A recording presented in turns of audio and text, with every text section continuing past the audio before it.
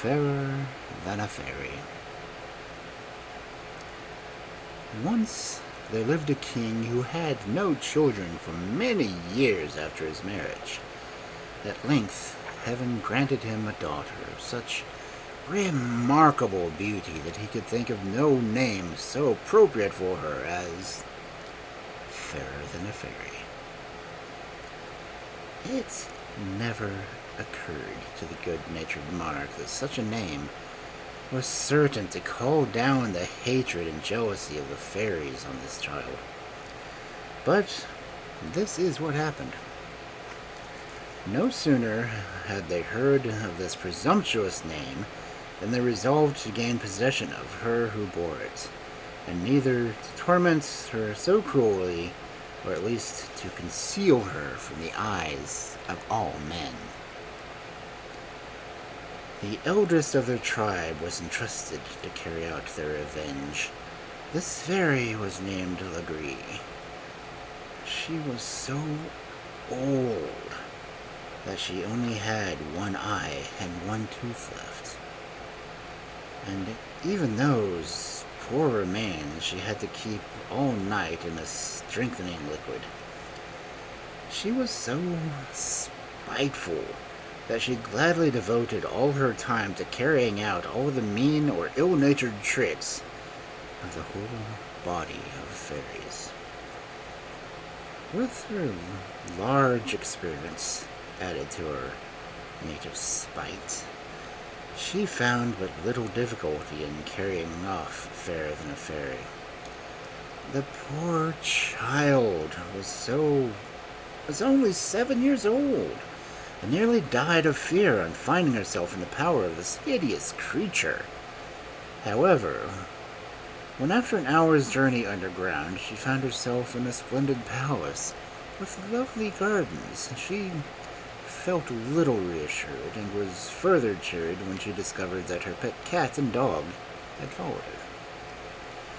The old fairy led her to a pretty room which she said should be hers, at the same time giving her the strictest orders never to let out the fire which was burning brightly in the gate.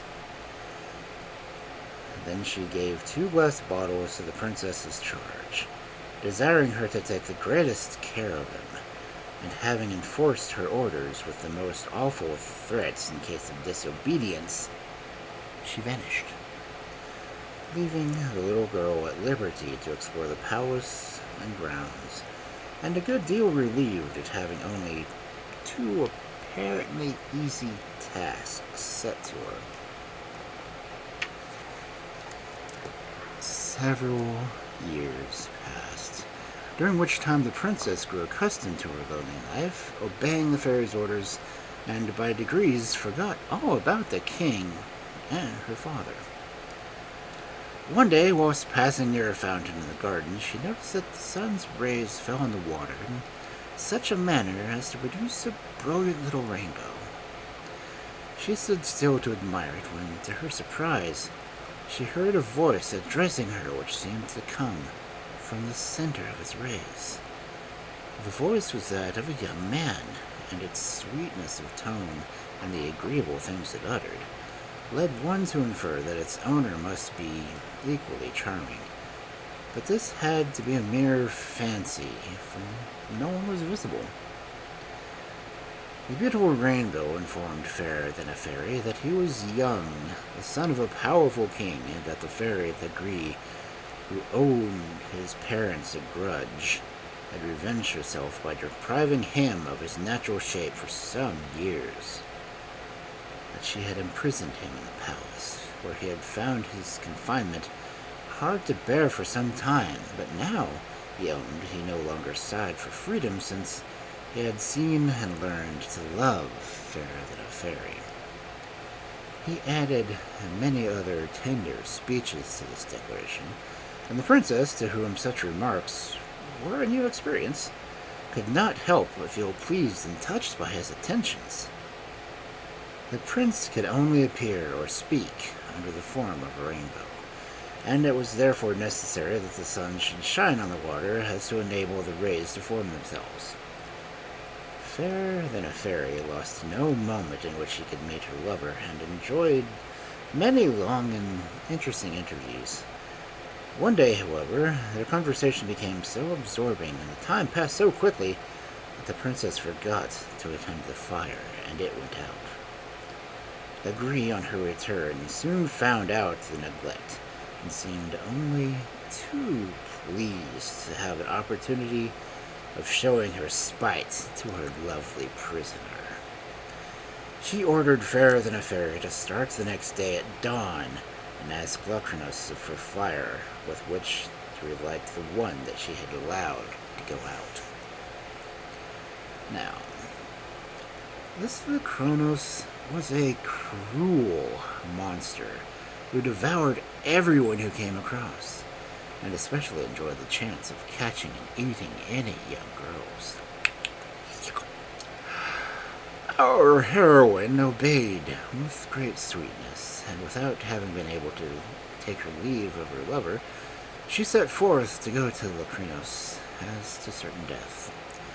As she was crossing a wood, a bird sang out to pick up a shining pebble with which she found in the fountain close by, and to use it when needed.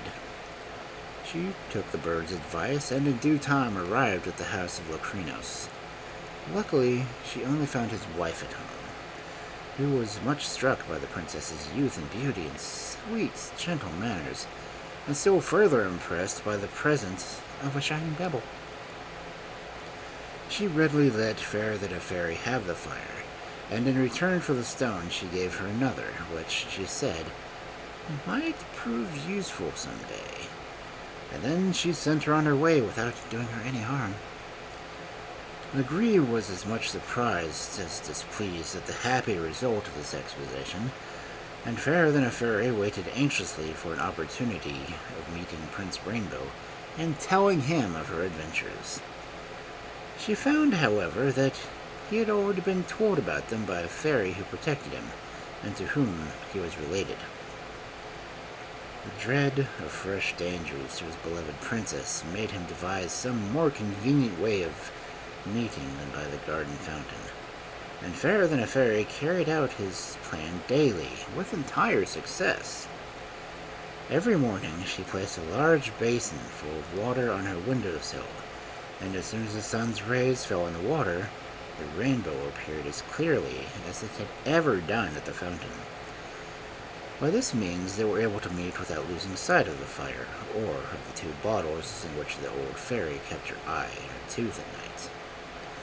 And for some time, the lovers enjoyed every hour of sunshine together. One day, Prince Rainbow appeared in the depths of woe. He had just heard that he was to be banished from his lovely spot, but he had no idea where he was to go. The poor young couple were in despair and only parted with the last ray of sunshine, and in hopes of meeting the next morning.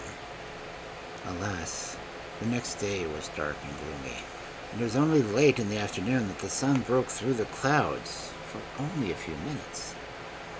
Fairer than a Fairy eagerly ran to the window, but in her haste, she upset the basin and spilt all the water with which she had carefully filled overnight. No other water was at hand except that and the two bottles. It was the only chance of seeing her lover before they were separated, and she did not hesitate to break the bottle and pour their contents into the basin, when the rainbow appeared at once. Their farewells were full of tenderness. The prince made the most ardent and sincere protestations, and promised to neglect nothing which might help him deliver his dear Fairer than a Fairy from her captivity, and implored her to consent to their marriage as soon as they should both be free. The princess, on her side, vowed to have no other husband, and declared herself willing to brave death itself in order to rejoin him.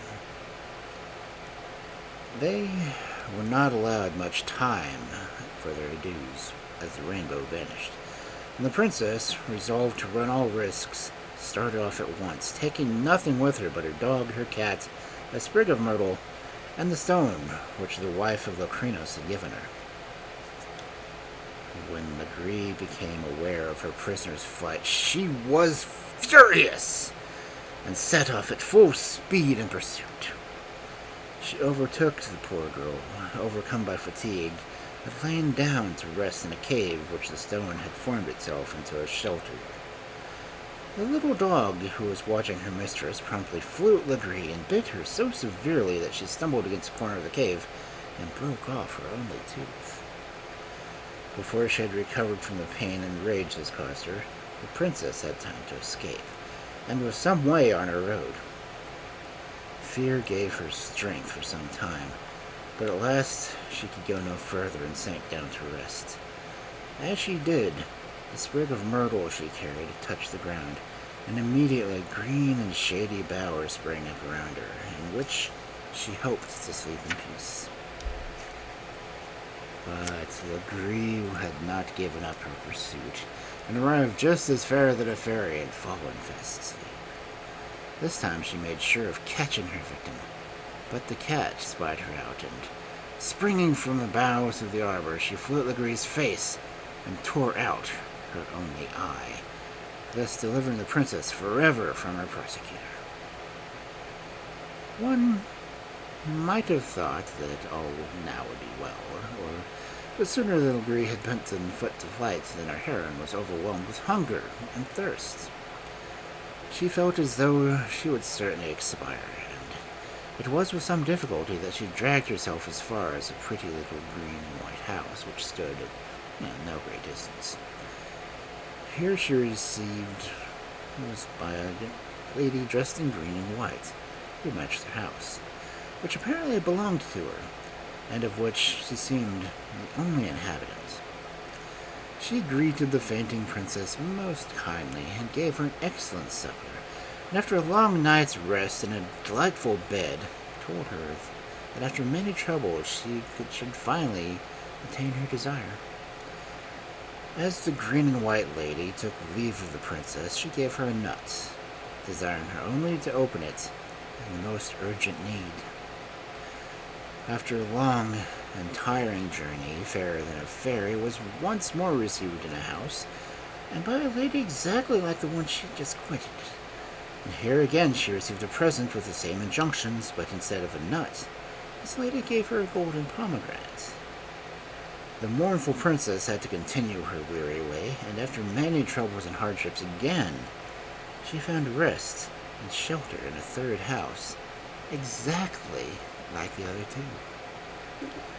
These houses belonged to three sisters, all endowed with fairy gifts, and all so alike in mind and person that they wished their houses and garments to be equally alike.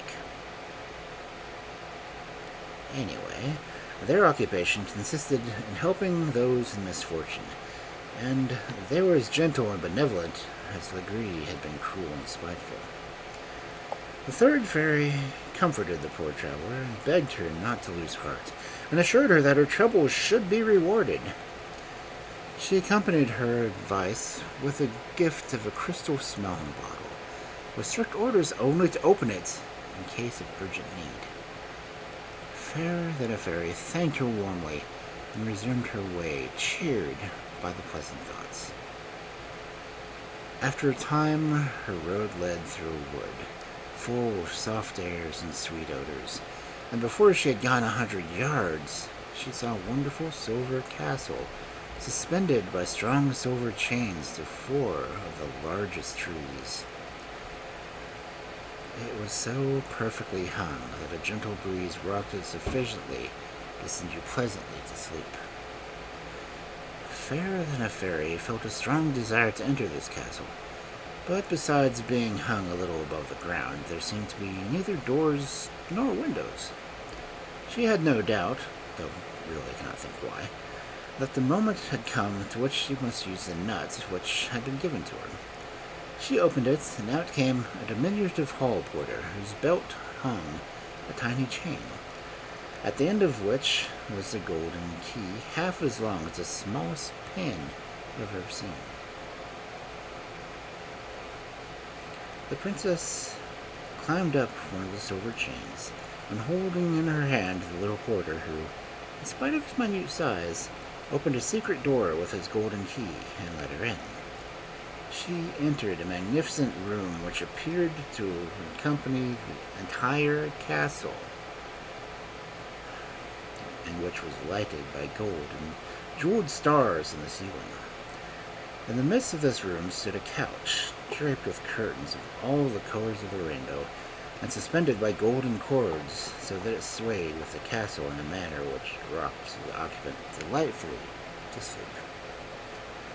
On this elegant couch lay Prince Rainbow, looking more beautiful than ever, and sunk into a profound sleep, in which he had been held ever since his disappearance. Fairer than a Fairy now saw him for the first time in his real shape, hardly dared to gaze at him, fearing lest his appearance might not be in keeping with the voice and language which had won her heart. At the same time, she could not help feeling rather hurt at the apparent indifference with which she was received. She related all the dangers and difficulties she had gone through which she repeated the story 20 times in a loud voice. The prince slept on and took no heed. Then she had recourse to the golden pomegranate, and on opening it found that all the seeds were as many tiny violins, which flew up to the vaulted roof and began at once playing melodically. The prince was not completely roused, but his eyes opened a little, and he looked all the handsomer. Impatient at not being recognized, Fairer than a Fairy now drew her third present, and on opening the crystal scent bottle, a little siren flew out, who silenced the violins, and then sang close to the prince's ear the story of all his lady love had suffered in her search for him. She added some gentle reproaches to her tale, but before she got far, he was wide awake, and transported with joy, threw himself at the princess's feet. At the same moment, the walls of the room expanded and opened out, revealing a gold throne covered with crowns. A magnificent court now began to assemble, and at the same time several elegant carriages filled with ladies in magnificent dresses drove up. In the first, the most splendid of all these carriages, sat Prince Rainbow's mother.